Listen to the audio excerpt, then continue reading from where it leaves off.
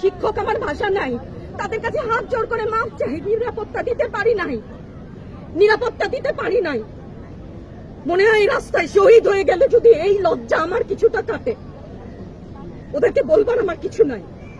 প্রশাসন এবং সরকারের পক্ষ থেকে বলা হচ্ছে যে এই আন্দোলনের ভিতরে তৃতীয় পক্ষ এবং জঙ্গি। আরো বলেন না, আমি হিজাব করি বলেন আমি হচ্ছে গিয়ে জঙ্গি।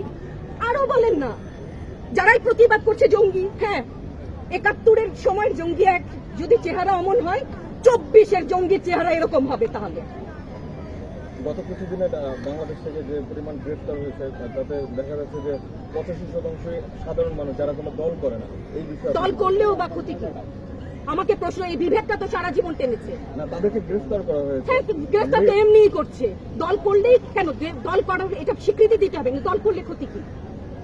অধিকারই তো চাচ্ছি, সাধারণ মানুষের অধিকার চাচ্ছি, ক্ষতি কি? কেন বারবার আমাদেরকে এই কথাটা শুনতে হয়? এই বিভাজনের সুযোগ তো তারা বারবার নিয়েছে, আবার কেন? আমাকে অনেক ধন্যবাদ। আপনার সন্তানদের উদ্দেশ্যে যদি সর্বশেষ কিছু বলে দেন। আমাদেরকে মাফ করে দাও, কিন্তু পিছু হটবা না, ভয় পাবা না। তোমাদের শিক্ষক আমরা লজ্জা পাই, তোমাদের থেকে শিখেছি। তোমরা যেমন আছো আমরাও আছি। যতদিন না ৯ দফা ওদের মানা হয় ততদিন মাঠ থেকে সরবো না। ধন্যবাদ।